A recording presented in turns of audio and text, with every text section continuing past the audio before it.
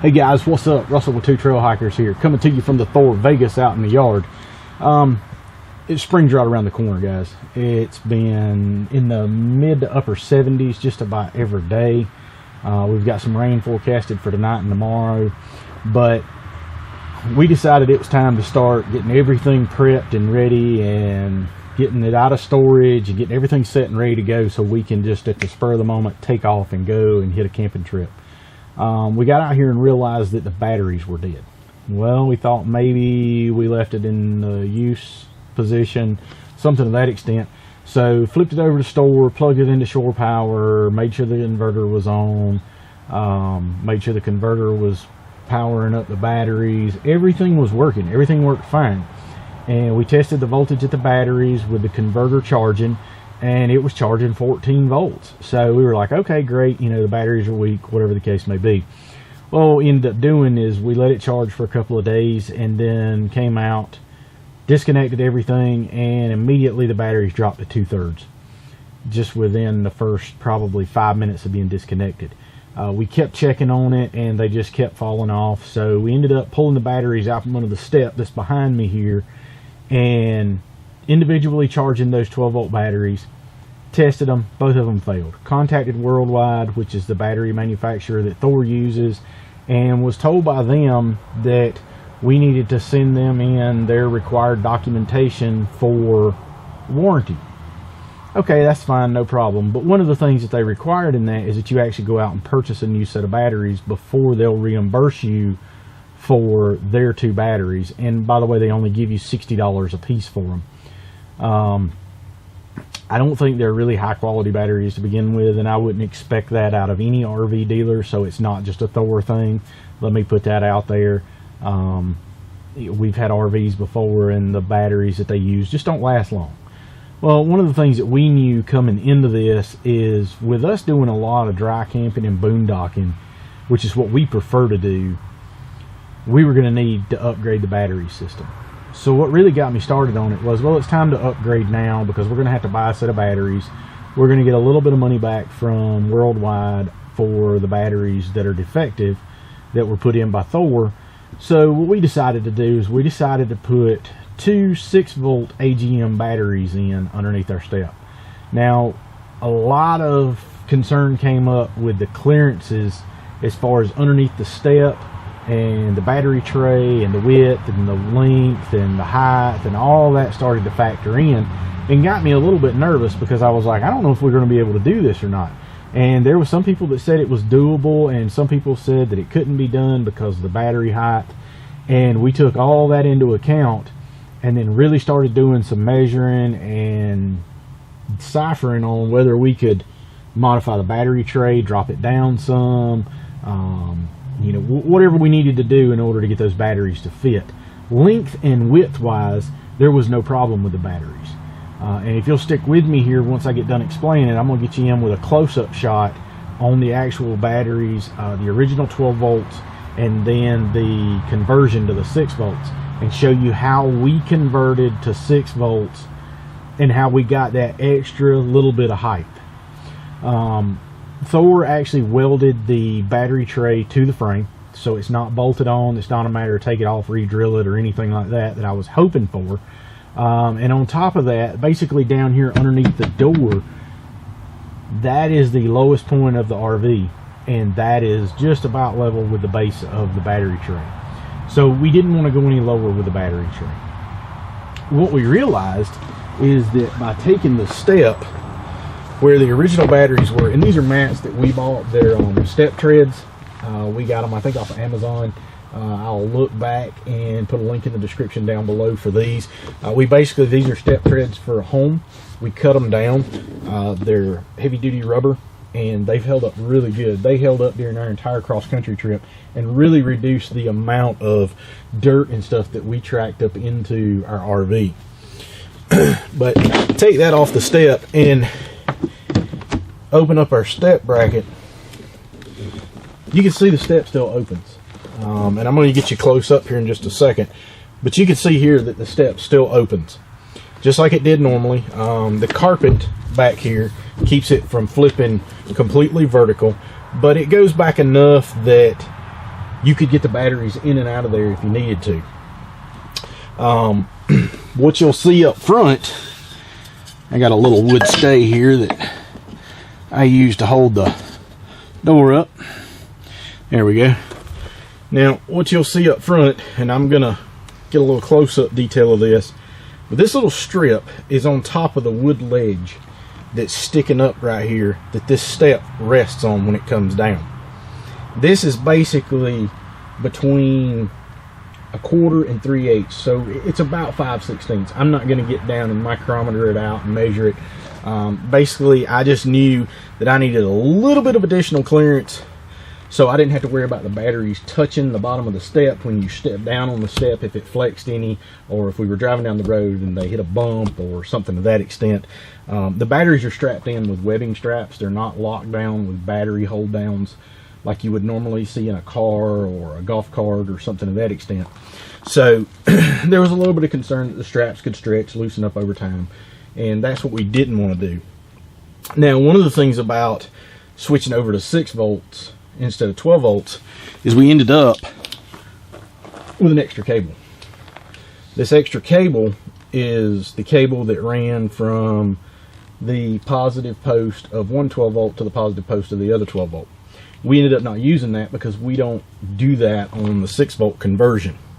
So let me give me just a second. I'm going to grab the other camera and I'm going to get in close up on this so you can see how this was wired up and how these batteries sit down in here, and give you a little bit of explanation on how we actually accomplished it. Okay guys, so I'm going handheld on the camera now, so I'm going to try to be as steady as I can. But as you can see here, we've got one 6 volt AGM and another 6 volt AGM installed into our RV. This is the negative side. This goes to the chassis ground, and it actually has a ground that's back here, actually mounted on the wall, so it's simple to identify.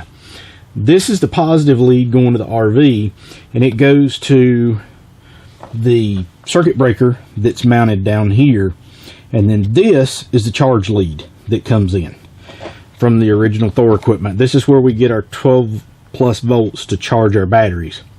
Now with 6 volt, they're wired, and I always get this backwards, but they're wired in series. So what ends up happening is we have negative going to positive. That allows these two batteries to in turn send voltage out through the ground and hot lead to produce 12 volts instead of 6 volts. Now the key to this in doing the research is each one of these batteries is rated at 200 plus amp hours each. So that equates out to about 400 amp hours. Now there's a whole battery calculational mathematic diagram that you go through that explains to you how to figure this versus two 12 volts, because two 12 volt batteries, group 27, most of them are about 90 amp hours. So it's 180 versus 400. The theory is that you can get the same capacity out of two 6 volts that you can get out of three 12 volts, roughly. I'm not going to say that's exact, so anybody who knows how to do the calculations, don't jump all over me. We're just going with the premise that two 6 volts are going to last longer than two 12 volts. So getting down to how we actually installed this, and I've got a small spotlight here to help. You see the screws that are back there in that hinge that holds the step on? If you look just below that hinge, you can see the original hinge line right there. That is the original location of the hinge. Now if we come up here to the front of the step, then what you'll see is this little piece of wood right here. This is actually, I scored the plywood part that this carpet is attached to. Up front here, the carpet's attached right here. I scored this section and then ripped this down and ran it through the planer to get the height that I needed, and actually glued this down, then closed the step, and I had to move the latch up the same amount that I raised here. So when I moved that up, that accounted for the raise here and still allowed me to hook on to our step and clamp it down. Clamp that down, let it dry. Then what I done is I came in, and since I was planing boards this thickness, I went ahead and planed out a couple of extra.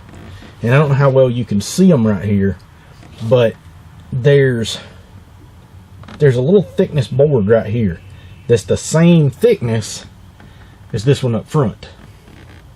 So what ends up happening is we raised the back and the front the same distance, and then raised the step up the same distance. Now by doing that, it gave us a tremendous amount of extra clearance. I'm going to try to do this one-handed. So with that board in there level, you can see how much extra clearance that we've got over the top of the battery. These batteries have these little plastic brackets on them right here that keeps this from going down also. And the other advantage to these batteries is instead of having studs, they actually have female nutserts that are inside of the battery posts. So it allows you to screw a stainless steel bolt down into it. Now, modifying the step like this took a little bit of effort and a little bit of time. I put new foam tape around the step in order to ensure that it's sealed. I actually think it's sealed better than it was from the factory now. I sealed all the wood that's in contact with the battery tray area.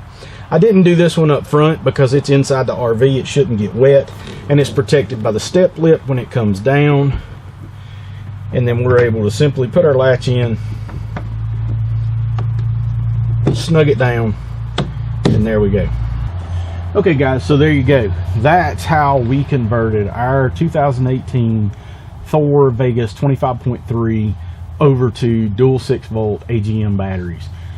Those batteries can be bought. They can be bought on Amazon.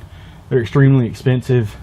We actually lucked up because we bought them from a local battery supplier who has them in stock, and they actually stock these batteries for commercial lifts and electric pallet jacks and things of that nature. That's what they're designed for, and that's why they have such a large reserve capacity. The fact that they're AGM batteries is a plus, and just being upfront and honest about it, I mean, we paid $55 a piece for them. Trojans are around here. You can get the T105 for around $110, give or take, if you call around and check prices. So it's basically about half the price of a Trojan and has the same basic ratings as the Trojan within just a few points of each other. We're going to give them a shot. We're going to see how they do. I can only imagine that two 6-volts are going to last longer than two 12-volts. They're definitely going to be better than the two defective batteries that we had, and we considered an upgrade to go to two 6-volts, and that's going to allow us maybe an extra day between running the generator and not running the generator if we go to Mount Pisgah or Cades Cove, somewhere like that that's basically primitive camping only, but they have RV sites that you can park into and enjoy the bounds of nature, which is what we prefer to do. Hopefully they'll last longer for us. Guys, listen, I appreciate y'all tuning in. I hope this video helps someone out or answer some questions for somebody. If you do have questions, drop them in the comments below. If you like this video, give us a thumbs up. Be sure and subscribe. We're really trying to build our subscriber base, so we'd appreciate it if you like this video and some of the other videos that we've done on the Thor Vegas and RV stuff and cooking and travel. We're kind of a lifestyle channel, so to speak. So hit that subscribe button and keep tuned in, guys, because we're going to be coming to you with more videos. Thanks.